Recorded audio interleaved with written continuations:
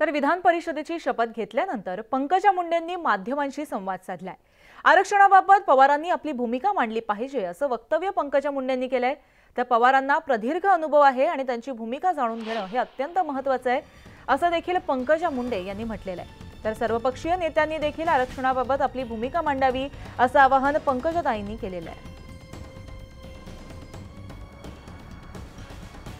एकत्र येणं एका विषयासाठी विचार मांडण्यासाठी गरजेचं आहे। प्रत्येकाचे पक्ष वेगळे आहेत, प्रत्येकाला आपल्या पक्षाची शक्ती वाढवायची आहे। परंतु या जे आता राज्यामध्ये चाललंय या विषयांवर भूमिका काय आहे पक्षांची हे त्यांनी पण मांडलं पाहिजे ना, की त्यांना हे सर्व मान्य आहे का, त्यांच्या आरक्षणाच्या बाबतीतल्या भूमिका काय आहे हे त्यांनी मांडलं पाहिजे। त्यांनी इतिहासात जे मांडले त्यासारखंच मांडलं तर स्वागत होईल आणि जे पूर्वी मांडले त्याच्यापेक्षा वेगळं मांडलं तर त्याच्यावर नक्कीच लोक रिॲक्ट करतील।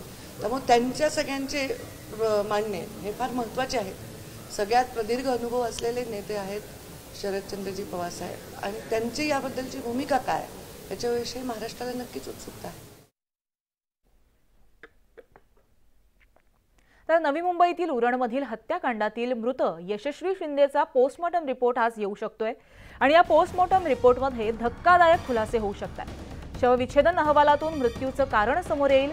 तर दुसरीकडे या प्रकरणातील आरोपी दाऊद शेखच्या शोधात उरण पोलीस आणि गुन्हे शाखेची अनेक पथकं सध्या रवाना झाली आहेत। पोलिसांच्या सूत्रांच्या माहितीनुसार आरोपीला लवकरच अटक होण्याची शक्यता आहे। उरण पोलिसांचे अनेक पथक ही सध्या कर्नाटक आणि उत्तर प्रदेशात तळ ठोकून आहे। 25 जुलैला यशस्वीची निर्घृण हत्या केल्यामुळे आरोपी दाऊद शेख त्यानंतर फरार झाला होता। दरम्यान या प्रकरणी भाजपचे नेते आक्रमक झाले असून किरीट सोमय्या यांनी त्यांची शिंदे कुटुंबियांशी भेट झाल्याचं देखील कळतंय।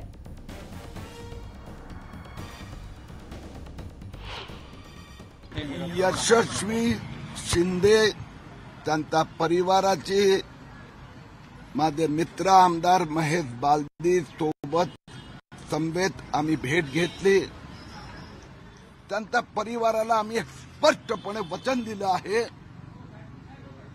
की जो मोहम्मद दाऊद शेख जो कोणी गुन्हेगार आरोपी आणि त्यांचे सहकारी असेल त्यांना अटक करून त्यांच्यावर एट्रोसिटी ऍक्ट पण लागणार आणि फास्ट ट्रॅक कोर्टमध्ये अंतिम सजा शिक्षा होईपर्यंत तो जेलचा बाहेर जाऊ शकणार नाही याची काळजी आम्ही घेणार।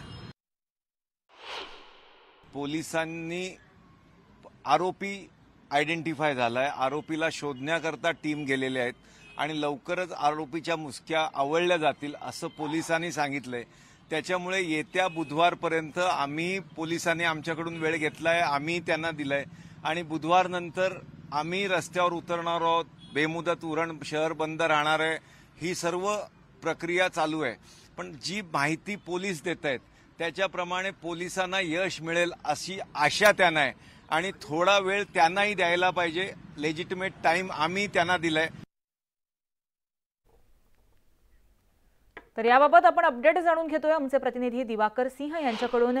दिवाकर, उरणमध्ये जे हत्याकांड घडलं अत्यंत दुर्दैवी अशी ही घटना आहे, तितकीच संतापजनक अशी ही घटना आहे। सध्या पोलिसांची पथकं तैनात करण्यात आली आहेत, शोध आरोपीचा सुरू आहे, काय अपडेट? देखिए, उरण पुलिस की कई टीमें इस वक्त उरण से बाहर हैं, जिसमें कर्नाटक और उत्तर प्रदेश टीमें भेजी गई हैं, क्योंकि जानकारी ये पुलिस को मिली है कि जो आरोपी है वो हत्या को अंजाम देने के बाद उत्तर प्रदेश भाग गया है। वहां पर भी टीमें लगाई गई हैं और जानकारी मिल रही है पुलिस सूत्रों से कि ट्रेस करने की जो प्रक्रिया है आरोपी की वो जारी है। हालांकि जो आरोपी है वो लगातार अपना फोन वो बंद करके रखा हुआ है, जिसके चलते ट्रेस करने में उरण पुलिस को काफ़ी दिक्कतें आ रही हैं। लेकिन पुलिस का ये कहना है कि जल्द ही आरोपी को गिरफ्तार कर लिया जाएगा। दूसरी तरफ इस पूरे मामले में जो यशस्वी शिंदे की पोस्टमार्टम रिपोर्ट है उसका भी इंतजार जो है पुलिस को है, और इंतजार इसलिए भी है क्योंकि पहली बात तो ये कि पोस्टमार्टम रिपोर्ट जब आएगी तो कॉज ऑफ डेथ यानी मौत की वजह क्या थी वो जो है पता चलेगा, और साथ ही साथ क्या जो है यशस्वी शिंदे के साथ कोई जबरदस्ती आरोपी ने किया था या नहीं किया था इसकी भी पुष्टि उसी रिपोर्ट में होगी।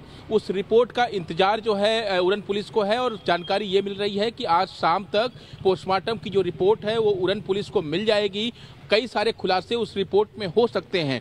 तो कुल मिलाकर अगर कहें तो उरन पुलिस लगातार कोशिश कर रही है कि आरोपी को पकड़ा जाए, लेकिन जिस तरह से 25 जुलाई को हत्या करने के बाद आरोपी सीधे यहां से फरार हो गया था, जिसके चलते पुलिस को पकड़ने में उसको समय लग रहा है। लेकिन जैसा कि पुलिस के जो आला अधिकारी हैं, डीसीपी विवेक पानसरे हैं, उन्होंने कहा कि हमारी कई टीमें लगी हुई हैं, जल्द ही आरोपी को ट्रेस करके गिरफ्तार किया जाएगा और गिरफ्तार करके उरण लाया जाएगा। जी, अपडेट दिवाकर जाणून घेत राहणार आहोत। तत्पूर्वी धन्यवाद तुम्ही दिलेल्या माहितीसाठी। तर पुढची बातमी आपण पाहतोय, मुंबईमधनं ही ब्रेकिंग बातमी येते। मुंबईतील धारावीमध्ये मध्यरात्री गोळीबाराची घटना घडली आहे। धारावीत आरफा ट्रेडर या दुकानावरती अज्ञातांकडून गोळीबार करण्यात आलाय आणि या गोळीबारानंतर आरोपी हा फरार झालाय। गोळीबाराचं कारण अद्याप अस्पष्ट आहे। सुदैवानं यामध्ये कोणतीही जीवितहानी झालेली नाहीये। मात्र गोळीबार प्रकरणी धारावी पोलिसांकडून अधिक तपास सध्या सुरू आहे। धारावीमध्ये गोळीबार झाला आहे आणि या प्रकरणी सध्या पोलीस तपास करतात।